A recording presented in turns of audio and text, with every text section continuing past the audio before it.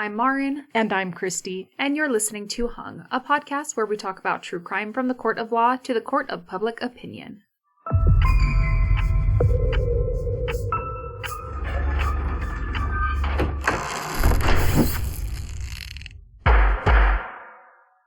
Okay, I have to share a funny story. So my sister, I have 3 sisters, but my youngest sister, she messaged me. I don't even know how to... We were talking about Russ Faria and how Betsy's sister, in her testimony, said that when Russ was angry a couple of years before this happened, he was throwing a fit and he said, I'm going to chop her up in little pieces and bury her or something like that. Yeah. Right. And then I made the a lot of times just inappropriate things come out of my mouth. And could I see myself saying something like that as a really bad joke? So my sister, she screenshotted that part so that she could play it for her boss, because her boss is always telling her he doesn't know anyone more unfiltered than she is. So apparently she thinks I'm more unfiltered than she is, or at least it proves she's not alone and this runs in the family. They have similar senses of humor, at least, or say the same kind of things. But yeah, that's true. But my first reaction was, oh, did I leave that in? Because I did go back and forth on whether or not I was going to leave it in, because I thought, poor taste. People aren't going to find that funny. But I just said, whatever. This is who I am. And so here you go. This is who I am. I just want to chop people up and bury them. No, I just want to make inappropriate jokes about things just on a whim when the mood strikes me. And sometimes it comes out and I think, ooh, I should have thought about that well before it came out. The main thing is that Russ Faria was not joking. When he said that, he maybe wasn't serious, but he did say it in anger, which is very different than that. But now you're just going to make people think that you guys should hear what she does cut out. Yeah, that's true. Think the masses say unfiltered. Yeah, maybe we'll start us a Patreon and people can listen to the uncut versions if you want longer and you want to hear the things that I'm like, ooh, I probably shouldn't leave that in. Yeah, there we go. Mm-hmm. Okay, so you are joining us for episode 4 of the Russ Faria case. Mm-hmm. Episode 4 of, we don't know yet. 6 or 7, we're not sure. We're just learning that we shouldn't put an end point because we're bad at deducing or guessing how many episodes it's going to take us to get through these, but that's okay. Yeah, okay. Well, so we're getting into the defense's case this time, and they start off with a firefighter that says he was the first one on scene behind police officers. And basically we had the lead medic that was called by the state who said he poked her and she was cold and felt solid. But hey, you didn't move her arm, so you can't really know for sure if that was rigor. And so then the defense calls a firefighter. Since he was the first one to respond, he did check her brachial pulse, which is the pulse on the inside of her upper arm. So he had to have moved her arm to do that. Right. And he said when he moved her arm, her entire arm moved. So cold, hard, her whole arm moved. And then the condition of the blood, the same. It was coagulated. He could tell she'd been there for a while. I still do not understand why the state is trying to counter this. I do not understand why it helps their case if she's not in rigor yet. I really don't understand, because it doesn't seem to matter to their timeline. It seems to fit just fine. And the first thing that the state comes up and asks in their cross-examination is like, well, do you have to have any medical training or whatever to do your job? No. So, he's an EMT. She wants to emphasize the limited training required for him to do his job. Right. And well, it's like, is it just being contrary to be contrary? Yeah, I really can't tell for sure. The one thing that he did say during his direct examination by the defense is that there was an area by the hallway that led out of the living room that there was a spot that was like basketball-sized spot, and he's not sure what that was. I never heard anyone else talk about Of blood? of something. Oh. But nobody else talked about it. And then there was the blood around Betsy. So it's like there was two. So something else. Basketball size is not small. No. So what was that? And why is he the only person that brings it up? Mm-hmm. That's kind of weird. But then we go into all of the friends that Russ was with that night, or so he claims. Right. Yeah, so Mike Corbin is the host of the game. So they go to his house, and he has been playing role-playing games since grade school. He's 41 years old. Roll Masters is the one that they are playing together, but he plays lots of other games too, but they mostly focus on role-playing games. Mm-hmm. I wonder if it's similar to D&D, where they have kind of like a campaign where their story continues as they meet with each other. Yeah, it's a continuing story. And Mike, he's the referee. So basically, he's the person that presents the scenarios to all of the other players. So basically, like, what is it in D&D? I think it's like the Dungeon Master or something like that. Yeah, right. So that is his role. And it is played with a board that can be erased and redrawn to fit the situation. It did require all of the players to be there, though, to play the game. Because if someone was gone and they were trying to continue, they would have to find a reason that character is not present, which I'm also like, who cares? It's you guys are playing. I think because of, trying to immerse yourself in the game, that you're trying to imagine these scenarios and why all of a sudden would somebody not be there and then they are there. It would be like a main character of a book just disappears for a while and then all of a sudden they're back, so. Right. Like in the actual grand scheme of things, it really doesn't matter. They could keep playing if they wanted to and it wouldn't matter. But I agree with you. I think that people who like these kinds of games, like you said, kind of immersing themselves in it and making it as realistic as possible. Or I think it's kind of like with movies, the idea of suspended disbelief, where you're allowing yourself to step into this other version of reality and forget the fact that, oh, these are just actors, this is a fake story, all of that. But sometimes for me, there will be things that pull me out of that make it obvious they're acting, right? And then it's harder to suspend that disbelief. And I think in this case with a game like this, maybe they're doing a version of that too. Like they're immersing themselves in this role, but it almost pulls them out of the story. Like, yeah, but this isn't really real because now we have to make up this weird thing that doesn't even make sense to make, why isn't this character here? And well, plus if you're like following a storyline, if somebody's not there, then they like miss out on part of it too. So right, and they miss some of the context of what's happened, and so then what would you do next if you don't know the thread of things? So yeah, and from what I remember, one of their friends couldn't make it, right?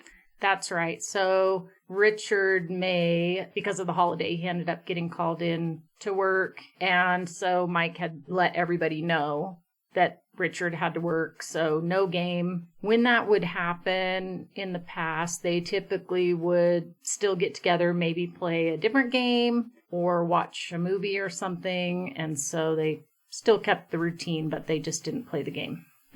So that was the case that night. But yeah, it is a little bit, we'll get into it as the state comes up because it's a little more complicated than that, in my opinion. Mike says that Russ got there first, and his common law wife, who he's been together with 20 years or something, she lives there. So obviously she was already there, but Russ was the first to arrive other than them. And then shortly after, Brandon and Marshall arrive, and they are best friends and roommates. So they rode over together, and they live like half a mile away from Mike or something. Mike says that they watched 2 movies. They watched the new Conan the Barbarian. I don't know. They watched Conan the Barbarian. At the time, the new one at the time, I guess. Yeah, right. And we're like, was that the actual title, or it was just the new Conan the Barbarian? And then later they put on a second movie, The Road. Yeah, he doesn't remember what Russ was wearing. He assumes a hat because he always wore a hat, and he doesn't really know, but he does recall where people were sitting, that he was on the far left side of the couch, and next to him was Angie, his wife, and then Brandon was sitting on the right side of the couch, And then Marshall had pulled up a chair from the dining room and had pulled it up kind of to the end of the arm of that couch. And then Russ was sitting on the other side of him in a leather chair, and they were just hanging out watching movies. The defense asked him about, were any conversations or anything notable about it? And not really. I mean, he kind of remembers that I think Russ brought something up about having a conversation with Betsy about selling his motorcycle and that he was going to buy his uncle's motorcycle or something like that. But besides that, they were just kind of hanging out, smoking a little pot, watching movies. Such an interesting activity for a group of 40-something-year-old, well, I was going to say men, but I guess there was one woman, but, smoke some weed and watch some movies. Yeah. Well, and Brandon and Marshall are in their 20s, and then the others are in their 40s. So, yeah. Wonder how they know the other ones. Oh, you're going to find out. Okay. I don't have to wonder anymore. Yeah, it's not that exciting. But, well, I'm sure not. Yeah. But it is unusual. Like, that's kind of an unusual makeup because they're like, they could be the dads of, Right. Kind of like doing a podcast with your daughter. Yeah, well, no, it's kind of like doing a podcast with some 20-something-year-old girl that's not your daughter. True. Yeah, so he says he doesn't remember anyone's phone going off except for one time that he did hear Russ's phone. He thinks between 8 and 8:30 at night, but he's not positive. And the reason that he feels like he remembers that is because Russ has a very distinctive ringtone, which is the Imperial March from Star Wars, which that's the bad guy music, I just want to point out. So, dun, dun, dun, dun, dun, dun, dun, dun, dun, and in walks Russ, and then we say, guilty! Yes. I am your husband. And it is always the husband. I am your killer. Yeah. That's what it is. Yeah. Anyway, Same thing. Yeah, I mean, pretty much. At least when you're dealing with murder. Mm-hmm. Everyone was there between 6 and 9. 100% certain. Nobody left the room. We're sitting within 8 feet of each other the entire evening. And he says except if one of us got up to go to the restroom. But everyone else says nobody even got up to go to the bathroom. Right. But I could see being like, well, I don't know. It's been 2-3 years. Like, if anything, yeah, maybe somebody got up to go to the bathroom, but they were also interviewed immediately after and like a few days after, right? Sure, and they're all saying, yeah, nobody even got up to go to the bathroom. Maybe Mike got up to get some coffee, and Mike always drank coffee during their games. The next morning at 6 a.m., police showed up at the door. He had thought maybe something had happened to Russ, that he was in a car accident or something the night before. And he and Angie were already up. He was in his bathrobe, and they talked for like 15 or 20 minutes to the police and just told him, hey, yeah, he was here last night, and this is when he came, and this was when he left, and some real basic info. The defense attorney asked him about the second interview, if he was aware that they were going to come back and talk to him again on Saturday. And he says, no, but I assumed that they would interview me again because it was such a serious charge. And he was taken down to the sheriff's office and asked if they recorded the interview. He said, I assume so. I didn't see any cameras, but I would assume. So there again, like Russ, pinhole camera, this guy still realizes, like, even if I can't see the camera, I'm pretty sure they're recording me, right? So he ends with December 27th, 2011, between the hours of 6 and 9. Where was Russ Faria? He was at my house. No doubt about that. No doubt about it. Absolutely certain. I'm positive. 100%. And he says that everything that he's saying on the stand today is the same thing that he told the cops when they showed up Wednesday morning at 6 a.m. Nothing about his story has changed. So the state brings out that Mike has known Russ for 17 years. I guess they started playing games on a routine basis 4 to 6 years earlier. But seems like this game in particular, they had only been playing for a year or two together with this group, and later had added Brandon and Marshall to the game. But the prosecution really gets into a lot of detail with him about what his role was. If he didn't have a character, what was he doing? And that must take a lot of creativity, and you got to come up with stories and missions and, Yes. things like that. And So- give players direction. So convenient that you Yeah. have this skill set. Right, exactly. In some weird way, it feels kind of like Satanic Panic kind of Yeah. feel of like, oh, so you like metal music and horror movies. Yes, somebody who has committed a crime can also do those things, but they don't make somebody a criminal, like it's Right. weird. Yeah, definitely. What did they say about you? You listen to true crime. That's right. Yeah, you talk about gory stuff and you say really inappropriate things. So listen to what you said this one time. Yeah, right. I guess in the deposition, he had asked Mike about some other games like Magic the Gathering and Vampire, and I guess there's a Conan card game or something. Mike said he really wasn't that familiar with any of them. The prosecution says, so didn't we have this conversation where you said, oh, well, we don't play those types of games. You referred to them as evil-oriented games. And Mike says, actually, you'd asked me about missions that involved kidnapping people. And I stated that, no, we don't have any kind of ill will in any of the games. Typically, I run a heroic type game where these are good guys trying to defeat bad guys. And when asked if there were non-heroic type role-playing games, he says, well, there are people who do that, but I think that's kind of an unhealthy thing. And I don't like the psyche of that. And the prosecution's like, well, but somehow that's different than watching Conan the Barbarian, because I guess Conan, the card game, was one that he considered an evil-oriented type of game. He's like, well, I mean, watching the movie is more passive. I don't want to be involved in pretending to do bad things. That's not what I enjoy. I enjoy being the hero, which, hello, a lot of people, that's what they like to do in role-playing games. They like to be amazing and be the hero when they're not heroes in real life. You know what I mean? Right. I can't think of a single game that, like, any time that somebody says that they play any kind of these games, any campaign I would imagine would be like beating bad guys. Right. I would never imagine, oh, so you're kidnapping maidens and like, it just, that doesn't. Yeah. I mean, it would take a special kind of group to get together for coming up with ideas about all this terrible stuff to do, which. It's all like, I don't know, it's like Fellowship of the Rings. It's like, we're a motley group together. We're going to go beat this bad guy. Like, that's what it's all about.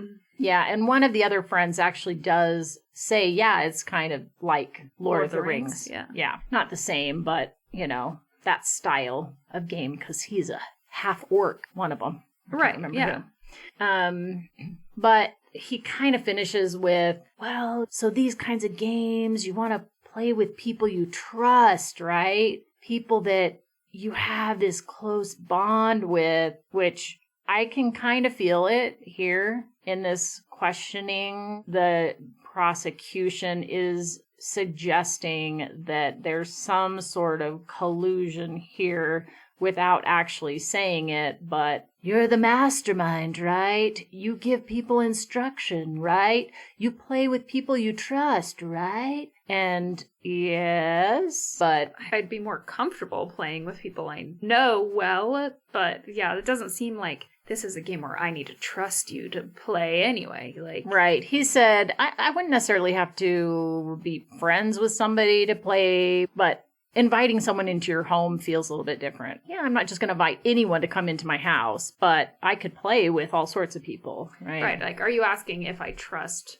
my friend? Right. That's one question versus this game requires you to trust each other. He does say, aren't you directing what they should do? And he says, I'm not actually directing what they should do. I'm presenting them with a story. I describe the settings to them. And then they're free to act how they want and go off on their own tangents and stuff. But so he's not actually telling them what they should do. He's just the one that's presenting the scenario. Yeah. So, like, okay, thanks. And then the defense, they get back up to do their redirect and ask him if he's lying about Russell being there between 6 and 9. And he says absolutely not. And the state objects because Like, well, that's self-serving, and that's actually what the jury's here to decide if they think you're lying or not. And the court actually sustains the objection, so...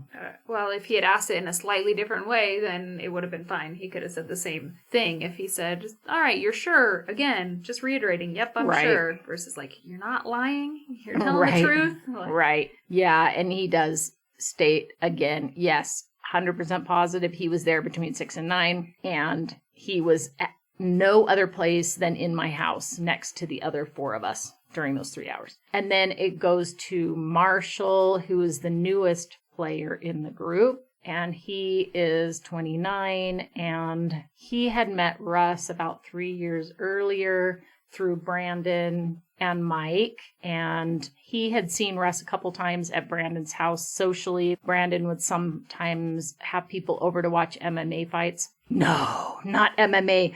I probably shouldn't admit that I kind of like MMA too. That's another ding against me.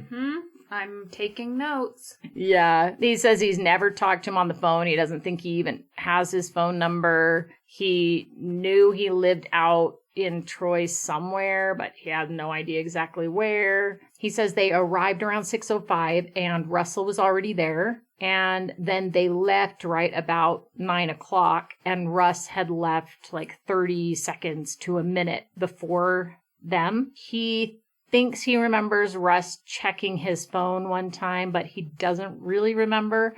After they left Mike's house, Brandon was hungry, but Marshall wasn't. So he dropped Marshall off at the house and then went over to Jack in the Box to get food, and then brought the food back to their house and sat there and ate, and they went to bed early-ish, and that's all he really recalls. I guess he had only been playing Roll Masters with them for about 6 months. So he was the newest player, like I said. The state asked, so is it fair to say that in these types of situations, you probably know the player's character better than you actually know the player themselves? And he wasn't quite sure what he was getting at. The prosecution was kind of like, well, did you know he was married? Yes.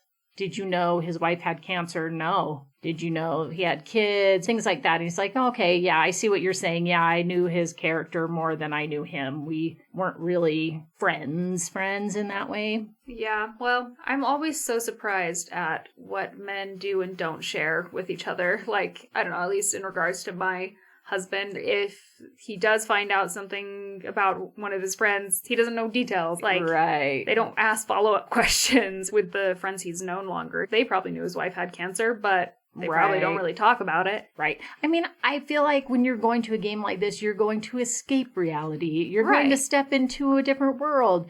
You're not there to spend all the time talking about what's going on in your life right now. You're there to immerse yourself in this fantasy world. Right. You know? But he says that the police woke them up on Wednesday morning, knocking on the door, and that both he and Brandon were still in bed asleep when they came. He and Brandon initially were interviewed together by the police officers, and then they came back, I think Thursday night, and he says that he was out getting food when the police got there. So Brandon was already talking to the police, but then he joined them and they were talking together. And then they also were interviewed on Saturday. They went over to the police station in separate cars, but all at the same time. And they were all interviewed separately at the police station. The prosecution brings up that Marshall did change his story, that when he came in for his deposition in the summer before the trial, so it was just a few months prior, that he had said that he and Brandon had shown up before Russ. And then now during trial a few months later, he's stating that Russ had gotten there first. And this idea that, well, since then you've still been playing this game and you guys have been getting your stories straight a little bit. But they would have had to do all that getting their stories straight before they told their stories the first time. So I don't know if it was during the deposition when it had been a year and a half, 2 years later, and he kind of mixes up what it was. But what did he say the first time when he was interviewed immediately after the events? Did he claim that they got there first, or did he say that Russ got there first? Because I think the one that was the next day is more likely to be the most accurate. Yeah, no, that makes sense. Yeah. Which one did he say first? They don't really say what he said in his initial interview. I don't know if the defense brought that back up, because I thought, oh, that's interesting that he does kind of seem to poke holes a little bit, that Marshall isn't a super reliable witness. Also kind of like, well, you and Brandon have been friends since you were kids. And so again, this band of brothers plus a girl, you know, type of thing. Like, you guys are really close and you all have special bonds, and now you have an even more special bond. I don't know. Weird. Yeah. And so the state finishes with, when the police came there on Wednesday morning, did they ask you to do anything for them? Did they ask you to keep anything or get any information or hang on to something? And he says, no, nothing. Okay, that's it. And that was the end of the questioning. Brandon gets up, who's the roommate, and he is actually the nephew of Richard May, who's the one that had to work that night. Richard and Russ have been really close friends for a long time. So Brandon has known Russ since he was a teenager, and now he's in his late 20s, right? So he had spent more time around Russ. And if Richard had been there, forget about it. It would have been major trouble, because Richard had known Russ for a really long time. So he's lucky not being there that night. Though actually, if they had played and they all had details about what had happened, that would have been a better situation for Russ than we were all just sitting around watching a movie and nobody's really talking. There's nothing distinctive. Right. Do they have a alibi for Richard and where he was? I guess he was at work, right? Yeah, he was at work, and they did verify that he was at work, and they even talked to his boss. So yeah, he was at work for sure. I thought it was funny when he was asked to describe Rollmaster. He's the one that says it was kind of a Lord of the Rings style, and like, is it a violent game? And he said, well, I mean, sometimes there's violence. Like, there would be a horde of orcs that you'd have to go kill off because they were trying to raid the town and steal whatever from the town, like goods or special gems, stuff like that. So every once in a while, yeah, I would get a little violent. I'm like, ooh, special gems? I want some special gems. But he also states that Russ was already there when they arrived there. He states that he left at 9:03, and he remembers because it was a multiple of 3. They were all there together. Nobody even goes to the bathroom. So he reported that he had dropped Marshall off, and then he'd gone to Jack in the Box and gotten some food, and then he went home. He had thrown the receipt in the back of the car, and then the next morning when they came and got him, they asked him to present the receipt. And he went to his car and got it and showed it to the officer. And the officer told him to go ahead and hold on to it. And so he realized, okay, the receipt is going to fade over time. So he took a photocopy of the receipt. Plus he had the original receipt. And he had those folded up and in his wallet since that day. And he pulls it out of his wallet in the courtroom and says, here it is. And it shows that he placed his order at 9:13 and 30 seconds through the drive-thru. And this is sometimes I'm like, oh my gosh, the questions. What did you do with the food? I ate it. I mean, what do you think he's going to say? And he goes, well, did you eat it there or go home? I'm like, ask a better question. Right. You know, I went home and ate it. Okay. Right. Where did you eat the food? Yeah, right. Because obviously you ate it. What did you do with it? I threw it away. I don't know what. Or what did you do after you got the food? Right. Yes. Oh my gosh. Was she wearing a certain amount of clothing? Yes, I hope so. I don't know. So Marshall had said that the cops woke them up, that both of them had been asleep. But Brandon says that Marshall got a phone call from Mike saying that police were coming. And Brandon was woken up because Marshall knocked on his door to tell him police were on the way. And so that also contradicts Marshall's story. So Marshall isn't a very good witness. He doesn't really have much important to say, though, besides, yeah, he was there, but he seems to be mixing up some details and stuff like that. Yeah. He's only been playing the game for 6 months. That's why. he's not as good at holding that stuff in his brain. They don't trust him as much. True. And then he also says that he and Marshall were interviewed together on Wednesday morning, but Thursday he says they were interviewed separately. So again, there's an inconsistency in what Marshall is saying and what Brandon is saying. Marshall says he got home and they were already interviewing Brandon. So, I mean, I guess it was separate. Yes, together. Except Brandon is more specific. He says, yeah, I think I was in the living room and Brandon was in, and he names a different room that they were talking to him in or something. But Marshall says once he got back that they were interviewed together. So I don't know. Brandon's story seems more reliable than Marshall's. Mm-hmm. The key to it all is talisman, because Brandon and Russ text back and forth the day of the game on the 27th to say, oh, there's no game, but maybe we can play talisman. Hint, hint. Oh, no. Right? But they didn't play talisman, even though they were talking about playing talisman. They didn't play a game. They watched a movie. No, they changed their minds. How criminal.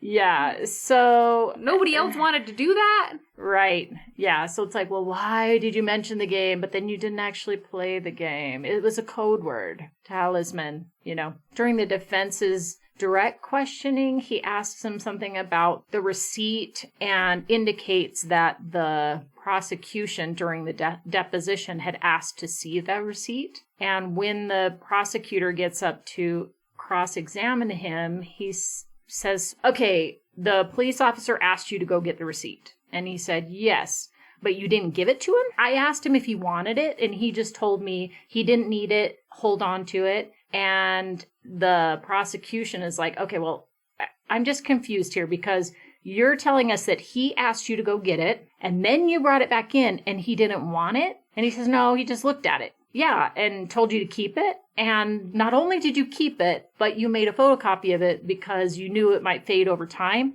That seems like, a lot of steps to go to. Well, it seems like if it's a receipt about what he did, it would be more about like, well, I want to make sure I don't get caught up in any of this. This is proof that I was somewhere. It doesn't have anything to do with Russ. Right. And it's kind of like all of Russ's story that he tells. They're like, oh, video, receipt, whatever. Well, why not? I hear other people testifying. Of course, it's really not in question, or they're not like, Brandon, was it you? He's not a suspect, but that might be why he really took that to heart and kept it and was like, man, I want to make sure that this is still usable to clear me of anything. Right.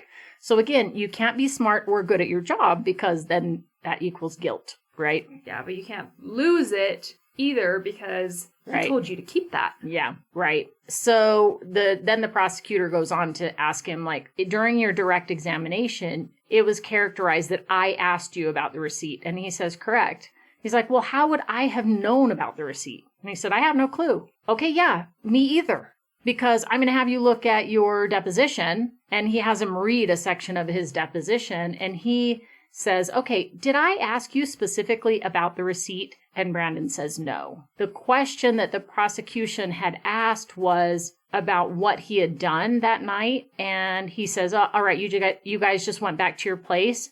And he said, I dropped him off, meaning Marshall, and then I went to the Jack in the Box, right? And he says, correct. And then Brandon says, yeah, do you need a receipt or anything? And he says, oh, here, I kept the receipt. The detective told me to go ahead and keep it just in case. So it's Brandon who brings up the receipt, not the prosecutor. And he says, okay, so this is the first time while you're sitting in court here today that you're turning it over to anybody. And he says yes. So the first time, nobody asked of it from him. So what is he supposed to do? Right. Well, and it's weird because if he saw that he had the receipt at the deposition, but he also didn't take it, then why is it weird that the cop didn't take it when shown to him? So it seems like if it was that critical, that wouldn't the prosecutor have taken the receipt into evidence or had the police go take it into evidence if he thought it was that crucial? But so what's the thought?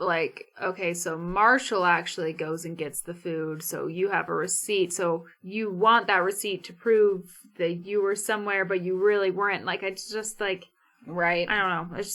It's all about, like, this is way too convenient that you guys have all these pieces together, that it's set up so perfectly. Is this luck or planning? Wow, I'm so glad that I had that I keep my car trashy and I leave my receipts in my car instead of throwing them in the garbage. Phew. I don't know. But again, he says that no one even got up to go to the bathroom. And the prosecution is like, well, isn't Russ a smoker?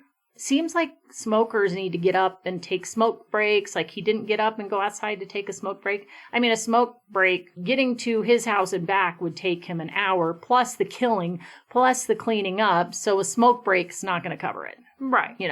But he says, yeah, I did see him smoke occasionally, but Mike's fine with people smoking his house. So he may have smoked in the house. I don't know. I'm like, yeah, they're smoking pot in the house. Right. If he's okay with people smoking pot in the house, probably doesn't care about a cigarette in the house either. Right. There is one kind of mix-up or change in Brandon's story from what he said initially to what he's saying in trial. They said that they followed Russ out and they were behind his car driving on the road. And they had asked Brandon what color car Russ was driving, and he said tan. But then during the trial, they asked him, and he said a bluish or greenish color SUV. And like, well, didn't you say before that it was tan? And he says, well, yeah, but it has tan siding along the side or something. So I must have seen that, and that's what I was referencing. So they're a little bit like, okay, well, are you changing your story because now you realize he was driving a different car and the car is not brown, it's actually blue or green, and it's not tan. Right.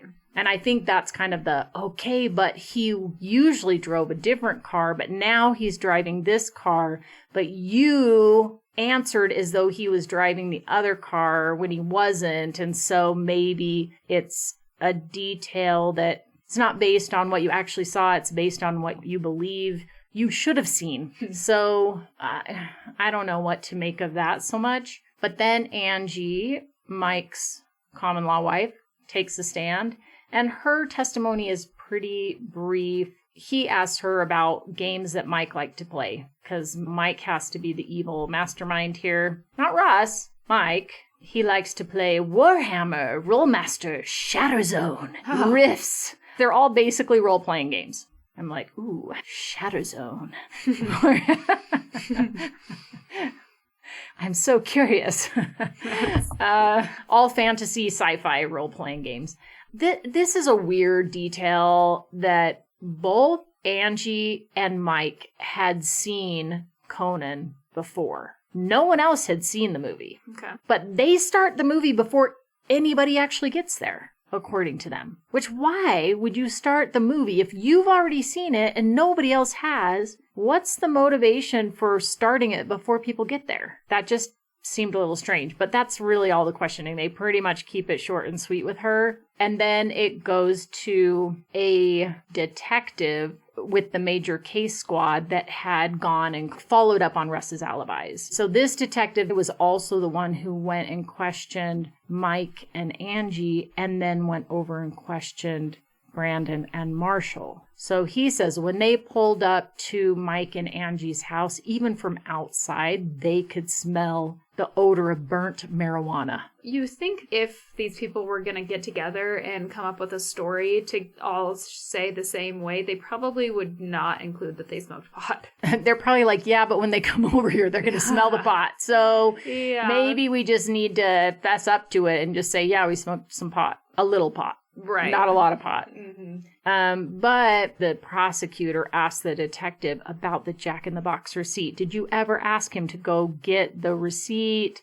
Did you ask to look at it? Did you tell him that he should hold on to it? And he says, no, I never saw it. I never told him to get it.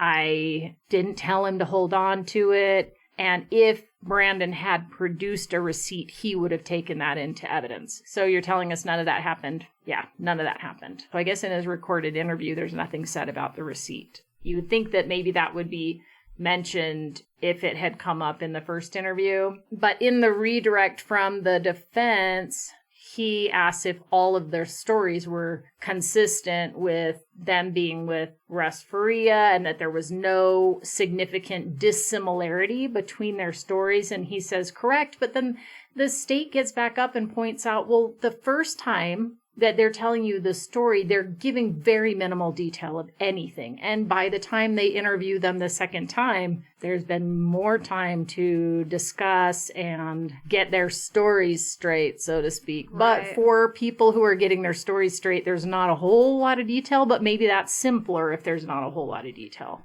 Yeah, I don't know. I also, could they anticipate all the questions that would be asked, and how do you ad-lib and make sure you answer those the same way? I doubt that they thought they'd ask if he interacted with his phone at all, right? If they ask, we'll say he maybe got on it once or something, Right. Yeah, that's true. I mean, the topic of Russ's phone doesn't come up until the recorded interview in the police station. Per this officer, do they remember that his phone went off, or are they talking, okay, remember his phone went off one time, we all have to say that? I don't know. The defense gets back up and just asks a couple questions, and then the state gets up and just asks a couple questions, and then the defense gets back up. It's oh my gosh, you guys, back and forth. The state gets up and he says, I've got to have the last word.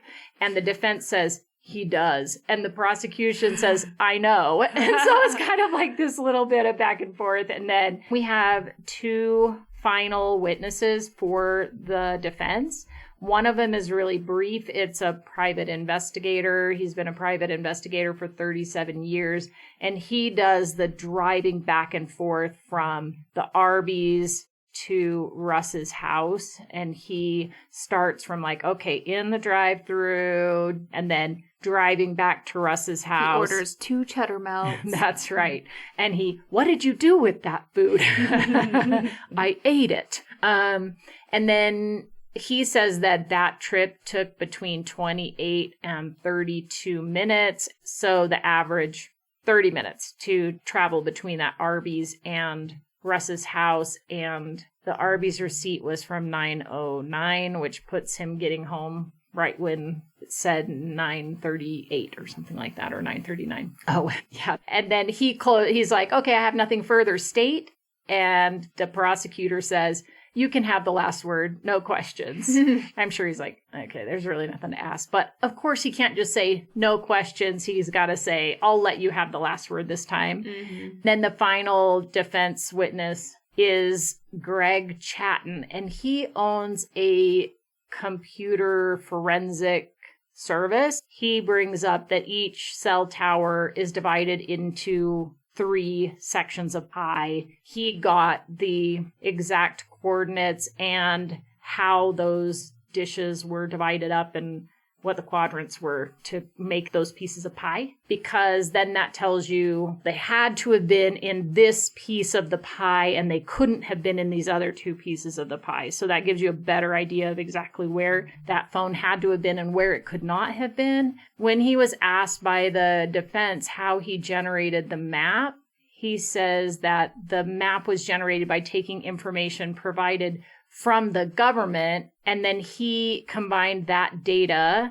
from some other data he already had from T-Mobile that the government failed to provide us. And the state does not like that at all, because he's like, we didn't provide you any information. We turn over all of our discovery to the defense, and the defense provides you with information. So that's a mischaracterization. We're somehow holding stuff back. We're not giving you full details or something. Basically, it comes down to the thing that he hadn't gotten from the state was the information of how to divide those towers up into the 3 pieces of pie. And so he got that information from T-Mobile, and that's the only difference between one and the other. He has a map that he's created, and it has the points on the map of the Faria home, the Conoco station, the other 2 gas stations, Green's Country Store, and the Arby's, and shows that at the appropriate times, his cell phone was showing as being in that quadrant that would cover that area where he was. But we also have the receipts. It matches up with the video surveillance and all of that. So that is not all that surprising. Mm-hmm. The only place that it comes into play is at 9:25. He is going up the highway, or it would be consistent with him going up the highway towards his house, because it is registering in the one tower that's further south at 9:25. He has not yet ticked over into connecting with the tower that's closer to home, that he could not have been any closer than 10 miles from home at 9:25. Okay. The records at 9:37 show him where it would be in the area of his home. So all of that is consistent with his story. And the state, when they get up, basically they're like, you're a hired gun for the defense, right? Like, you're getting paid to be here. How much are you getting paid? All right, so let's add that up. You're getting about $3,500 just for your testimony today. So you testify primarily for the defense, correct? And he says, yes, because I'm not a sworn police officer, which is kind of a weird thing to say. And he's like, you don't think you could testify on the behalf of the state of Missouri because you're not a sworn police officer? And he's like, well, I'll never be asked to, because they have people to do that. Yeah, exactly. And that's what he says. He's like, well, there's already law enforcement labs that do this for the prosecutors. And he says, yeah, I know that we have labs that do that, but there's no prohibition legally to keep you from testifying on behalf of the state if they were to employ your services, correct? And he says, correct. And he's like, so primarily, though, you testify for the defense, correct? Which is kind of like, well, I mean, you could, in a theoretical world, you could testify for the state, but you're choosing specifically to testify for the defense instead. Testifying for somebody doesn't mean you necessarily are, oh, I'm on this side of things. It just means I'm going to answer your questions. Yeah. It does seem like there is a bit of a vibe from the witness, a bit anti-government. If he doesn't feel that way, the prosecutor is doing a really good job of pulling that type of feeling out of the witness, because he keeps referring to the government in his testimony. And then the prosecution says, okay, well, so during the lunch break, the other prosecutor, Ms. Askey, didn't she come up and try and talk to you? And the response of the witness was, well, I don't have to talk to you, right? Mm-hmm. And he says, well, no. I mean, she was asking me about a certain map. And I said, from my memory, that appears to be the correct location of that tower. And then she asked another question that he felt related to defense trial strategy material. And he didn't feel like she was entitled to know that until they were in court. And the prosecution, he jumps on that. He's like, defense trial strategy? So you're part of the defense trial strategy team? Because then it's like, okay, so you're not an unbiased witness, is what that's saying, is that you're here to testify for them, not just to testify with what the evidence is, and you're neutral in it, that you're considering yourself as part of the defense team, and you won't even talk to the prosecutor when she's asking you a question about something. Well, I don't have to talk to you, right? He says, well, I'm working for the defense as a witness. And the prosecution's like, well, we have a lot of witnesses that testify for us. They talk to the defense all the time. So I'm just trying to figure out, wasn't your response to Ms. Askey just find out in court what I'm going to say? I mean, that is kind of adversarial, right? Sure. I'm on this side, you're on the other side. And he says, well, as far as one specific question, yes. And the prosecutor is like, okay, so I suppose that's because you perceive us all as the government. And he's like, oh, not at all. And well, you keep referring to us as the government. The title of this trial is State of Missouri versus Russell Faria. It's not the government. It's the state of Missouri, the people. Do you recognize the difference? And he says, I think it's all the same. So the defense gets up and basically says, well, it's not the people who arrested Russ Faria, right? I mean, it's law enforcement. I don't think the people arrested anyone. Well, that's my understanding, he says. So what a weird tangent. I know, it is. They finish with, would your answers be the same regardless of whether you were hired for the defense or the prosecution? And he's like, yeah, I would say the same thing. And the state immediately says, how would we know? you've never been hired by the state. And he says, you should hire me. You said you wouldn't do it. And he's like, well, I can't do it because I would if I could, but you already have people that do it. I was just like, oh my gosh, are we in middle school or what? You know? Right. Yeah, he says that you had Detective Roth who did huge maps for you, I believe. But apparently they weren't as detailed as my maps, you know. Maybe after this trial, you'll see that and you'll ask me to be a witness someday. Right. Not anymore. Not after that, mister. Yeah. Yeah. And then the defense rests with that. The state does call one rebuttal witness who is a detective with the sheriff's office who participated in investigating the case.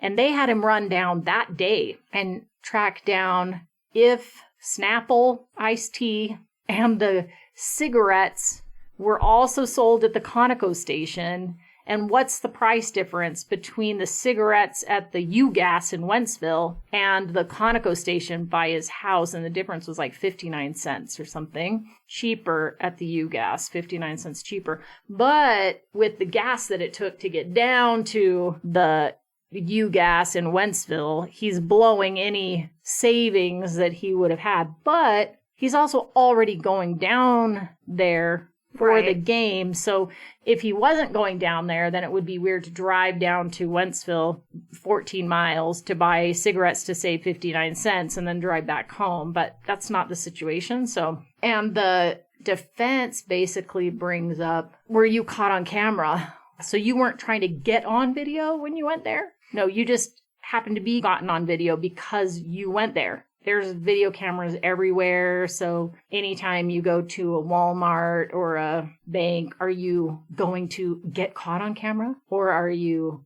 just going there and you happen to be on camera? So we're getting to an exciting place. If I had to title the state's closing argument, I would call it When Role-Playing Becomes Reality. Okay. So maybe that gives you a little clue as to what they're saying. But basically, the idea is Russ is close to these guys. They've known each other for a long time. Brandon hasn't been playing the game for as long, but he has known him for 10 years or more. Right. And that at some point in the past, maybe it's been months, maybe it's been years, they started talking about how Russ could carry out this killing of Betsy. And maybe it wasn't even about a specific person being killed. Who knows? Maybe it was just, how could you get away with a crime? Right. I guess Mike, the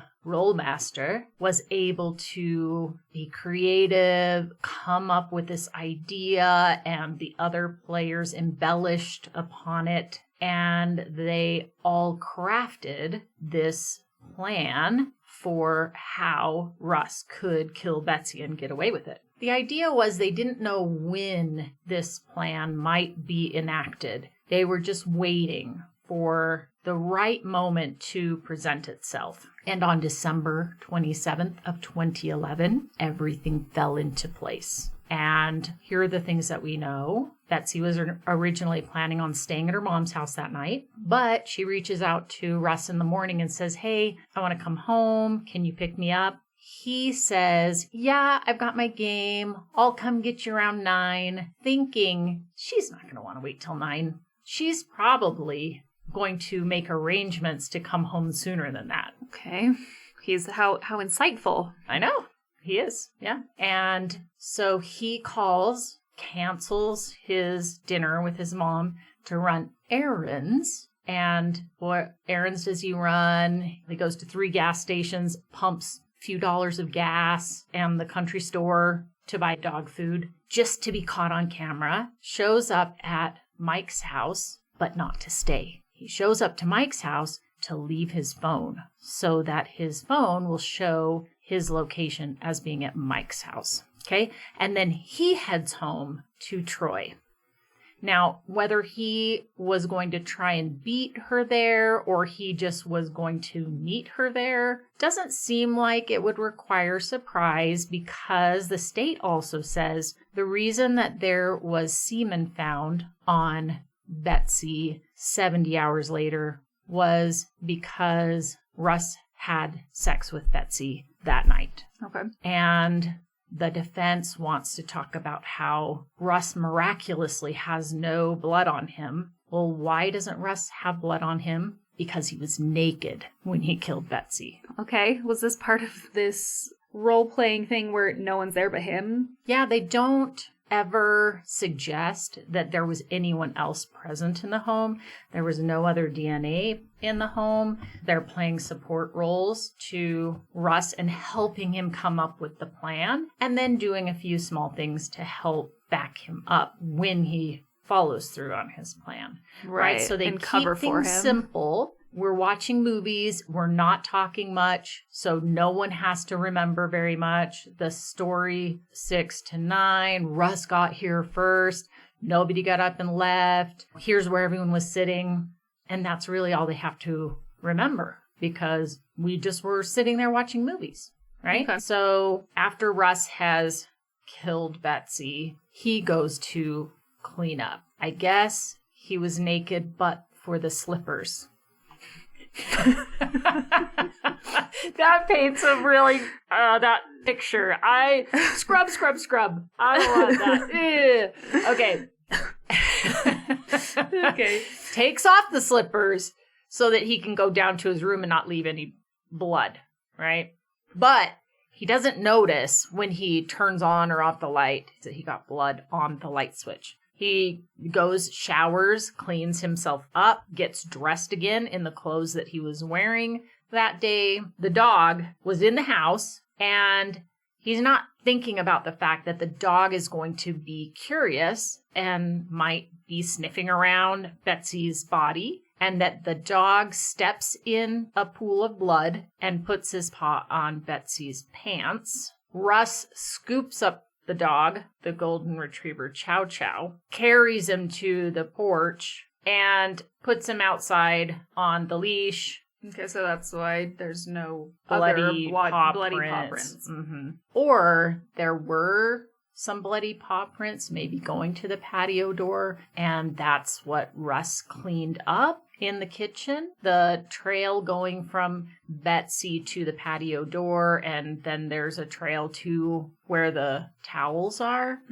and he kind of cleans that up. And that's why we only see trails that go to those locations. And then either Russ leaves and goes back to Mike's house to get his phone and leave like he usually would, or the state suggests that maybe Brandon takes Russ's phone. He goes to Arby's to get some food and get a receipt so that it establishes or further establishes Russ's alibi and his presence in Lake St. Louis. After going to Jack in the Box and getting his own food?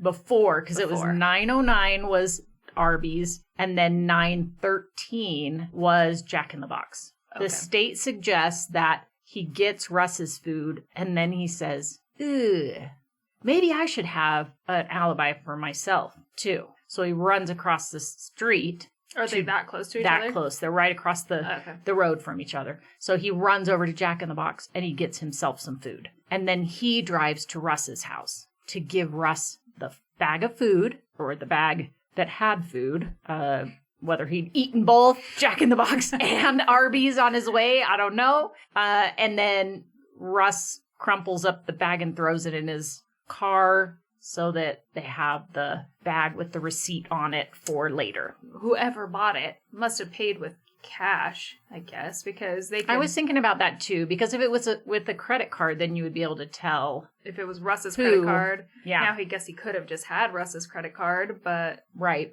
If it was card, I think it probably would have come up. Yeah. So it probably was with cash. Mm-hmm.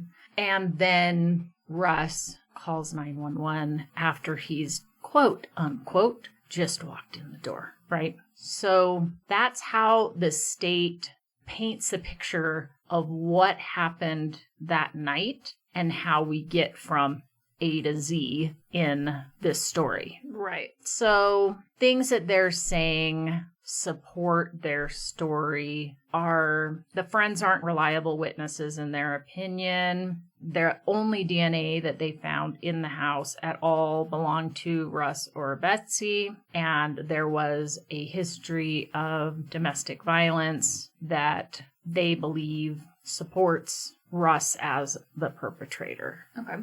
So I think that's that's the crux of it for them. The state gets up and says, for real? You just accused 4 people of colluding in a murder? Well, and I think the crazy thing, too, with all of this is that none of this has been, hinted at in that way. So I think the defense also has no idea what they're going to say in their closing arguments. And so I think they're probably just as surprised as anybody else. Yeah, I caught a hint of that when the prosecutor was talking to Mike in particular, saying, so you have to be really creative and come up with lots of plans, For sure. right? And really leaning into that. And I thought, they're trying to imply that Mike somehow is the mastermind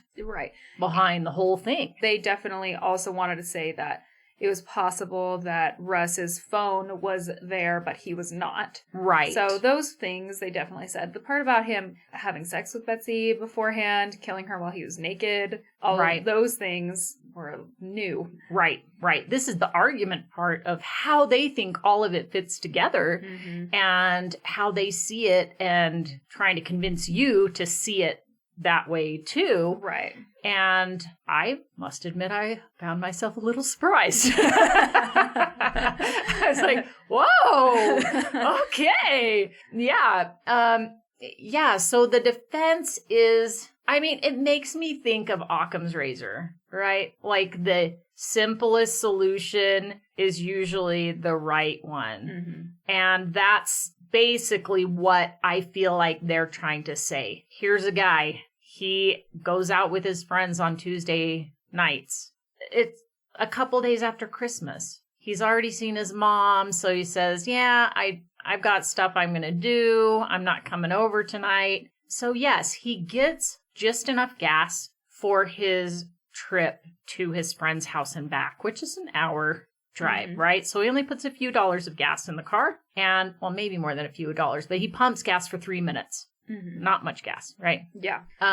Christmas, just spent a lot of money on presents. Yeah, definitely. A jewelry box. Yeah. And he grew up, had been living in Lake St. Louis all of his life until maybe 6 months prior. He has an account at Green's Country Store. So he's established a pattern of getting the dog food from that location. He's going into the game, which is right there. The gas station that is nearby carries the type of cigarettes that he likes. Edgefield. I've never even heard that name before. So I don't know if most places commonly carry them or if he's like, I know this place carries them. Well, it was cheaper there as well, right? So, and he was already going that way. Right.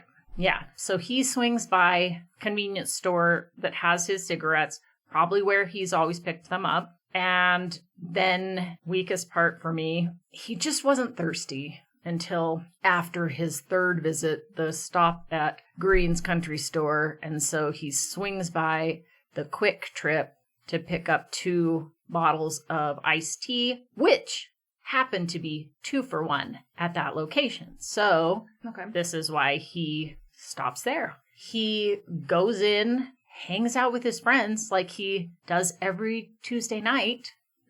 He drives through an Arby's on his way home because he's hungry. He arrives home to lights on in the house, but not hearing anyone, and finds Betsy. There's no reason that Russ would kill Betsy. And if he was going to kill Betsy, or if he had killed Betsy, the last thing he would do is call 911 and say, my wife committed suicide, because he knows there are 56 stab wounds, and that is not consistent with suicide. So you would say something else that would be more convincing if you were the perpetrator Right. of the crime. Somebody's killed my wife. Right. Or you could say, well, no one would suspect it was me if I say it was suicide because I see slit wrists, and then they find out. I don't know. You know what I mean? I mean, there's a lot of like, supposition and things that you'd have to assume for him to decide that he's going to do that if he was the one that killed her. So they say that trail in the kitchen that reacted with the blue star is a result of the family cleaning in the kitchen, and that there's nothing that's really that surprising about that at all. They say that the state hasn't proven that there is a paw print on Betsy's pants, that the marks that they believe to be a paw print, that those even were blood, and like we said, there's no trail, there's no additional blood anywhere that would suggest that the dog got blood on his paws. The state has the opportunity to get up and make a final statement after the defense gives their closing argument. And one of the things that they highlighted was the fact that if someone is cleaning their house, they don't just clean a path to the back door and to a drawer.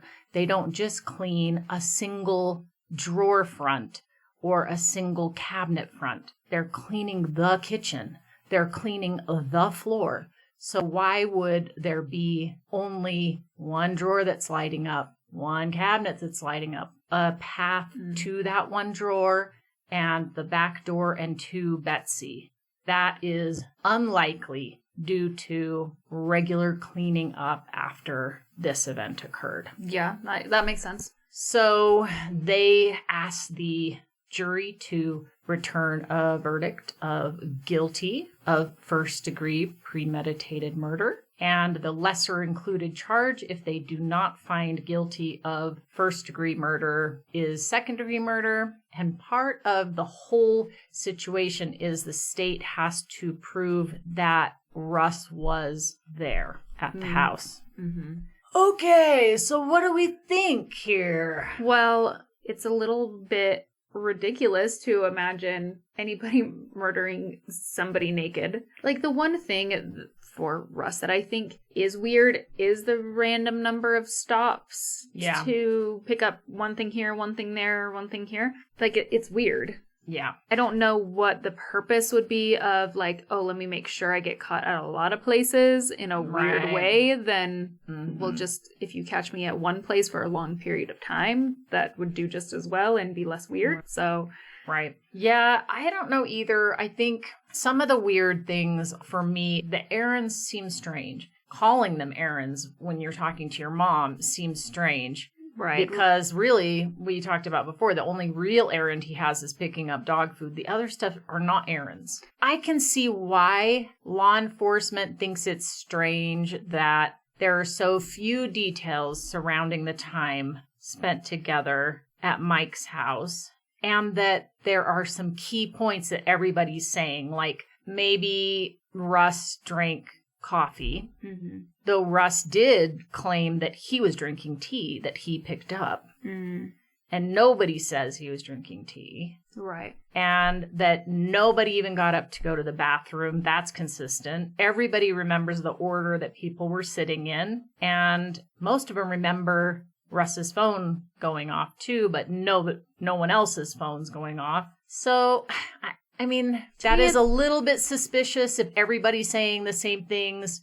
And it was also a pretty simple night. So is that by design or is that by happenstance? Right. And I mean, it may be true that after this all kind of was happening, they maybe talked to each other. Right. But that doesn't mean that they were necessarily, okay, let's get our stories straight. Right. So they may have been influenced by each other's stories. Right. I also feel like a lot of it has to do with what questions were actually asked. Like, True. It would be weird to just mention, oh, and he was drinking coffee. But if you were asked about something and that was what came up, especially if they're asking questions based on somebody's testimony or somebody's interview, right? And they're trying to verify certain details to see if they say the same thing. If they ask you about it and that is what happened, then yeah, you're going to give the same answer. Right. So it's hard to know. I don't know that that's what happened. I don't know if they just all randomly said the same details or if those details came up because they were asked about them too. So it's like, it's hard because it's either the story is consistent because that's what happened or the story is consistent because everybody came up with the story together. Right. I think the more people you involve in a conspiracy, the less likely that it's going to hold. Yeah. Like someone is going to come forward more likely at some point or mess up. Right. Which I think the state would argue that Marshall, the newest member, did mess up. Everyone else, they were longer members or had known Russ for a long time, and they were all pretty strong in their story and stayed consistent, where Marshall kind of flubbed up. He was saying different things, times he was getting confused, and everyone else stays consistent. And so, well, but Marshall's the newest to the group. He's not used to this. He, yeah. I mean, there is a bit of why, I mean, it's also weird that it really is. Marshall would be more likely, being the newest member of the group, to be like, something messed up just happened. Right. And not like, I would be like, well, I'm not taking the fall for this. Right. Or Brandon, if he was involved too, right? He's like, man, Russ is looking pretty guilty. I think I'm just going to push it all on him and just say, yeah, you know what? He did leave his phone there. We don't know why he did, but yep, I'm going to come for it, Yeah. Yeah, I agree. I mean, I think the only reason that you might be able to argue he would be unlikely to do that is just because of loyalty and how long they've known each other and this camaraderie that they share from playing this very specific role-playing game that they've done together. Yeah. The one thing that is just so mind-boggling to me is how little evidence there is. Like, the crime scene is so clean. Mm-hmm. Like, there's no blood except for right around Betsy. There's no blood trails anywhere. Mm-hmm. You might be able to argue that little path in the kitchen and out to the patio door. It really is kind of the perfect crime as far as what they could find in 2011. This theory of the state is Russ was naked, but Betsy was fully clothed and she was wearing the clothes that she'd been wearing that day. And she has a blanket over her legs like she did when Pam left. Why would she be dressed in her clothes from the day and Russ still be naked? Right. Because it's like, okay, he goes to shower, but he's showering after killing her, not showering after having sex. Right. Maybe he says he's going to go shower and she just decides, I'm just going to put my clothes on. Right. And it's nighttime. You would think like, oh, I'm going to put on my pajamas. You're going to put your same clothes on and then go cuddle on the couch or something to like watch a movie. Like that's weird. If you're already naked, I would just put pajamas on after. And then the other thing is, if they did have sex right then, you would think they would have found way more sperm. Right. They only found 8 sperm. And like you said, that is more supportive of the idea that he had sex with Betsy 70 hours prior. Right. Because then there's few sperm that you found. If this was that night, there would be so many sperm. Right. Well, and he's told them voluntarily, well, yeah, we had sex that night. And then they find evidence that could support that. Again, you'd think that if this is a perfect crime, right, and they had sex right before he killed her. But he wasn't supposed to be there, Maryn. Right. He can't say it. He can't say it, but it would be weird that there would be that much, you know what I mean? Like, yeah, I mean, it would be dumb to have sex with your wife right before you killed her. I don't know if they say this, but it's like, okay, I'm going to kill you, so one last time. I feel like they're trying to put these two things together of there was some sperm found and he didn't have any evidence of blood on him, so how could those two things be possible?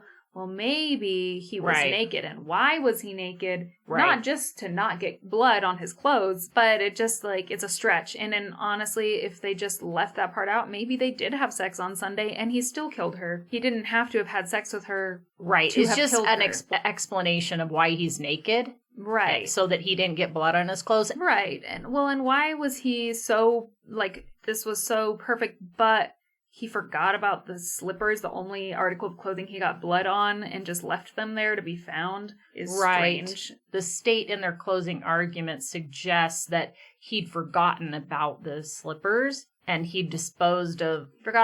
only thing he was wearing. The only article of clothing that got blood on them. Whoops. Because if he was wearing clothes and he got blood on a bunch of stuff, whoops, I forgot about the slippers. Right. The only thing you're wearing is slippers, and the only thing that got blood on them, and I'm just going to throw them in my closet. Right. You think he would at least like throw them away? Under some stuff or whatever. I mean, they're just thrown. I don't know. So is it like Goldilocks in their house? Like wearing his slippers and then like kick them off and run? I don't know. Okay, so it does remind me of, what is the name of that book that was turned into a movie about the girl who lived in the swamp? Where the crawdads sing. Yes, where the defense attorney is talking about what would have to take place for her to have committed that crime. And it's so outlandish that, of course, they end up coming back not guilty. And then you realize that is exactly how she did it. Yes, 100%. I mean, there are weird, crazy things that happen out there, and there is a world where something like that could happen, and there was this meticulous plan, you know? Yeah.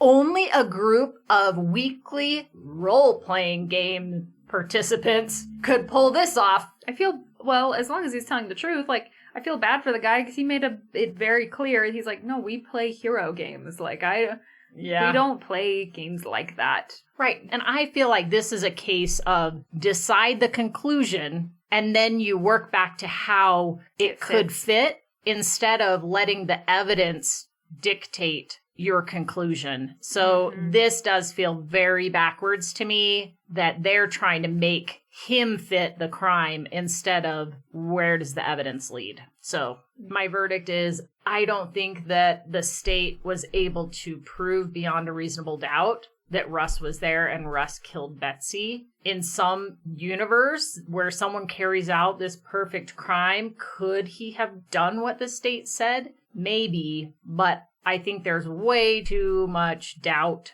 and plenty of reasonable doubt that says I have to connect a bunch of dots that there's no evidence for in order to come to that conclusion. And I don't think that it's sufficient to find someone guilty of first-degree murder or second-degree murder. And how could you come to second-degree murder if the state's story is true? Right. Okay, so I don't know, y'all. What do you think? Are you thinking the state's case is just as cuckoo as we do? Or do you feel like, yeah, seems plausible.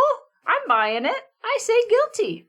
I can see a jury maybe saying, because they can't figure out who else could have done it, that they decide to find him guilty.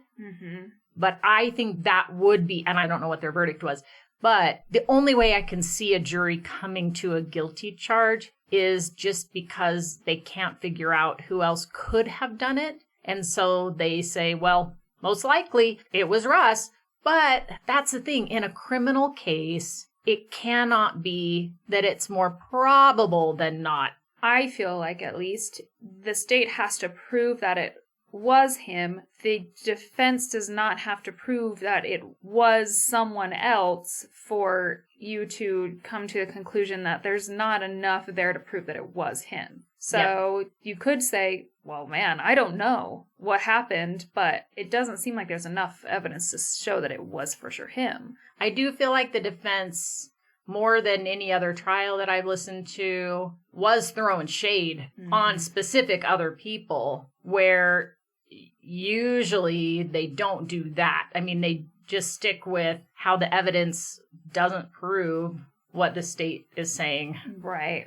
I was kind of shocked with all of the referencing of other people that the defense did. And then, okay, I was also shocked when the state threw 4 people under the bus, right? Along with Russ. So, and then if you find Russ guilty, then what happens with those 4 people? Because they have to have been involved in order to make it work. Or Russ went back to Mike's house and picked up his phone and he didn't tell them anything. He just said, hey, just say I was here. Right. And they had no idea what happened, but... And he also then bought Arby's on the way home. Yeah, because murder makes you work up an appetite. Yeah. Want a cheddar melt real bad. Yeah. 2 of them. Yeah. Because they're 2 for 1. Yes. He's real savvy on the deals. Yeah, yeah. So, yeah, thank you guys for listening to this case. We hope you found it as fascinating as we have. Mm-hmm. And I'm really excited to hear what Maryn has to share, because now it is how many years later? 15 years?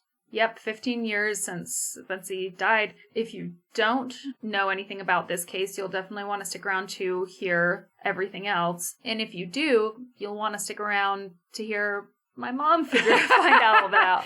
Yeah, I know 000 about this case at all besides what I heard in the trial. So I'm really excited to hear what comes next. You have to wait another week. My mom does not. I'm gonna talk to her about it right now. We're gonna record right after this. So thanks again for hanging out with us. We'll hope to hang out with you again next time. But in the meantime, I'm Maryn. I'm Christy. And you've been listening to Hung.